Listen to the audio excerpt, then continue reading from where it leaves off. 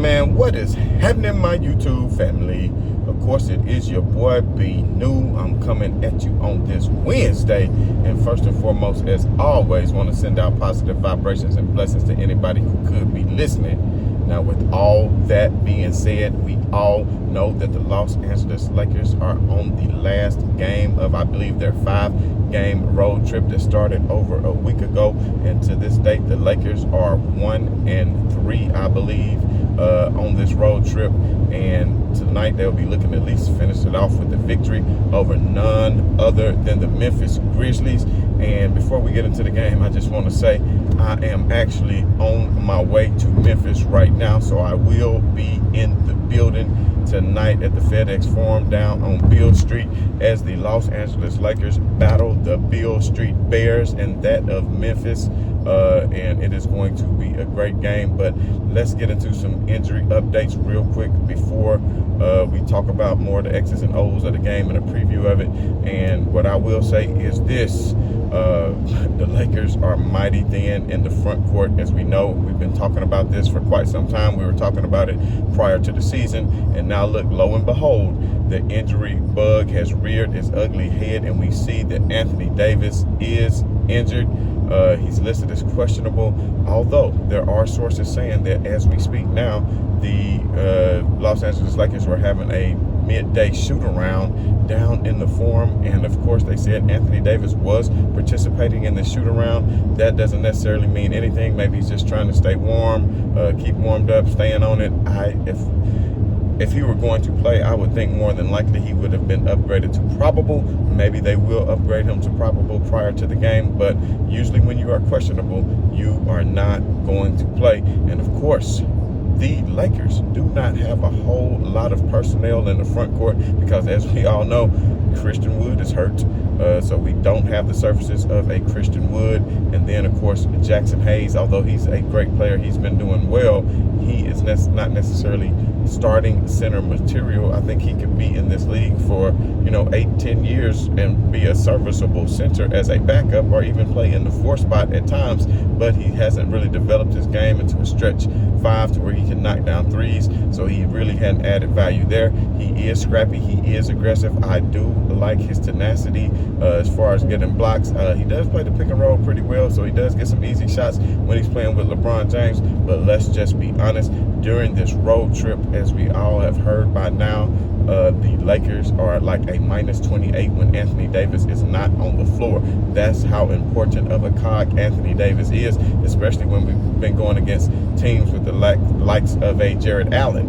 And forgive me for not being available as I was traveling and I could not come to you as far as the Lakers, I think, lost to Cleveland as well as the loss to Detroit, which the Lakers showed absolutely no focus in that game against Detroit after beating Toronto. So if you look at the Lakers record right now, I think they're 4-3, tied with a lot of other teams in the West at 4-3.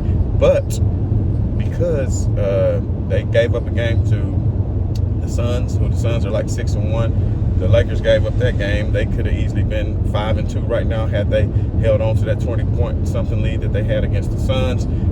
Then, of course, the game against Detroit, you could think the Lakers could very well be 5-1 themselves. The Cleveland game, not so much. I actually didn't get a chance to see that game. I planned on going back to watch it, but I never got a chance to at this point. I think it's a moot point. We'll see Cleveland later on in this year. Plus, we got far too many more games to evaluate.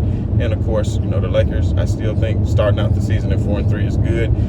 They dropped, I think, 3 out of the last 5, so that is what it is. But tonight is going to be a tall task for the Los Angeles Lakers without the likes of Anthony Davis, because there really is no front court options other than Jackson Hayes. Now, there has been reports that Christian Koloko will be playing tonight. We know that, the history, Christian Koloko has not played a whole lot in the NBA.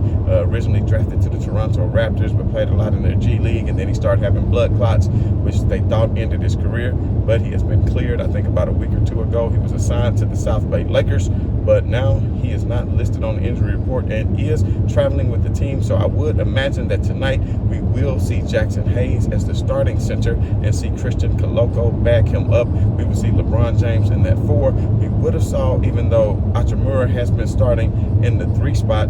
I would have thought he would have been playing more in the 4 spot tonight since the Lakers front court is so thin. But now we are listing Hachimura, I think, as doubtful, as he has an illness. Not sure if he has a stomach bug or he's just sick or what is going on, but he is listed as doubtful. So I doubt that he will play tonight. We know the Lakers are without the likes of a Jared Vanderbilt as well, and that's something that the Lakers really could have used, somebody to be a versatile defender to help guard Ja Morant. But I'm telling you, without Anthony Davis, if I had to predict, I feel like the Grizzlies are going to really put it on the Lakers tonight, only because they have Edie, who has great size, as we all know, the rookie first-round draft pick of the Memphis Grizzlies. Great size in the paint. We really don't have that size. Jackson Hayes doesn't really have a whole lot of size and strength. That's not his forte. I want to say he's only listed as 6'10". He's not even a 7-footer. Zach Edey, much larger. And then you have Jared Jackson, who can stretch the floor and play big in the paint. And typically, when the Lakers have been dominating the Grizzlies, they were without Steven Adams. And that series could have been a lot different the time that the Lakers eliminated the Grizzlies in the playoffs, because they were without Steven Adams and Jared Jackson, who can play center, but I think is more of a true power forward, a stretch forward, than he is a 5 because of his size, but he can switch over and play 4 and 5. But now that gives the Memphis Grizzlies an opportunity to have a Jared Jackson Jr. on a LeBron James, and that is a tall task for an almost 40-year-old LeBron James to play the Defensive Player of the Year, guarding you probably primarily as your number 1 defender, because I would imagine Edey would be on any of the centers like Jackson Hayes or Christian Koloko, and then that would leave Jared Jackson Jr. to match up with a LeBron James. Now, with Hachimura out, who will start in that 3 spot? Will it be? I know a lot of Lakers fans are clamoring for Dalton Connect to get that start, because will need a punch on offense. I don't think he will be the starter. I think that JJ Redick will go with the more tenured, the more experienced, and the much more defensive, aggressive, and defensive savvy player in Cam Reddish, who could be going from having DMPs to actually being a starter tonight.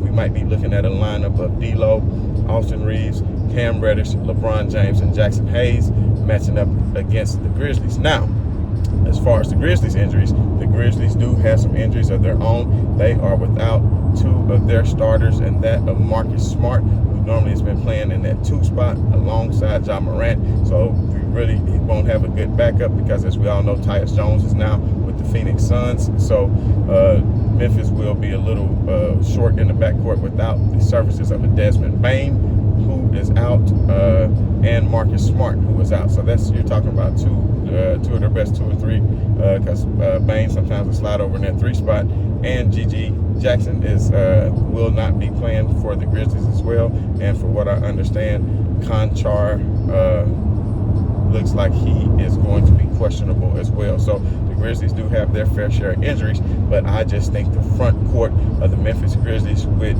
Zach Edey and that of Jared Jackson Jr. is a much better, formidable front court than that of, dare I say, LeBron James and Jackson Hayes. Now, depending on what Christian Koloko can do, but you got to realize Christian Koloko hasn't played in quite some time, and to ask him to come out and log serious minutes against a team like the Memphis Grizzlies is a big ask. But you have to think of it like this: Christian Koloko, was a pretty decent selection in the draft. He was a Pac-10 Defensive Player of the Year, so he most certainly can guard the rim and be a rim protector, and he has that size. So maybe he can log some minutes tonight. It's just unfortunate that the Lakers continue to deal with injuries, and they never did anything to solidify their front court, although I don't think it was much they could do, because they left options on the table where all these players could take their player option, such as D'Lo, such as a Christian Wood. You left him with the option. That would have been nice to have that roster spot open. The Lakers weren't able to go out and do some of the things that Warriors and other teams were able to do in the offseason, so they just held serve with the team that they had. If they could stay healthy, I think it is a quite formidable team that would be in the playoffs and could make a run. But without Anthony Davis in that lineup, the Lakers are a totally different team. Anthony Davis brings so much to that team just by being a defensive anchor. Not only just being a defensive anchor, but what he's been doing on offense. I don't know if you guys realize this, but Anthony Davis is actually leading the entire NBA in points per game right now with 33 points a game. He has been on fire. He has been part of the Lakers' success as far as the games that they've won. And of course, you know, like I said, the Lakers, they came out and were not focused in the game against Detroit, and that is what it is. But tonight, they're hoping, 1-3 on the road is egregious. We know the Lakers have been good in the friendly confines of the Crypto.com arena, but have not been so good in on the road. So we shall see what they do tonight. I will be in the building. Don't have the best seats. I'm going to go ahead and tell you right now because I got them more last minute.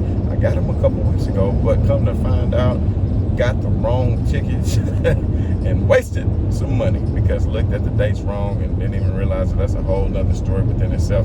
Didn't even get to resell the tickets. They just went away. So there was 2 empty seats there because I will be in presence with my son tonight as we go see LeBron James and the Los Angeles Lakers take on the Memphis Grizzlies. As you all know, being a Tennessean, I've always had love for my Memphis Grizzlies. But of course, you know, I am going to be in there cheering on the purple and gold and that of LeBron James. And I'm happy to see LeBron James play in person. And that's something that I have never had a chance to do. But I plan on doing it later this year out as I make some trips out to the West Coast. So we shall see how that goes. And hey, if I play my cards right and the trade deadline comes and goes the way I can foresee it, if Rob Pelinka has something up his sleeves, then maybe the Lakers can make a true playoff push. But I, for one, am really dependent on the services of Jared Vanderbilt later in the season because when Jared Vanderbilt is on the court, the Lakers are a totally different team. You saw what Cam Reddish did with just his energy and defensive tenacity. When you got a person like a Jared Vanderbilt out there diving for loose balls, playing the passing lanes, getting steals, scrappy, getting on the boards, doing all the dirty work, that is something that's a very important key to the cog and the success of a team. And Jared Vanderbilt, who had the diversity to guard positions, maybe 1 through 4, maybe even 5 at times, depending on the size of the center. Jared Vanderbilt was very instrumental before. Had he played last year, he could have been guarding a Jamal Murray and could have helped out a lot. But at the end of the day, Jared Vanderbilt has just not been able to be healthy, and that is what it is. But anyway, I'm getting closer to the M-Town, y'all. If you haven't done so already, hit that like, hit that share, hit that subscribe. And as always, this has been your boy B New.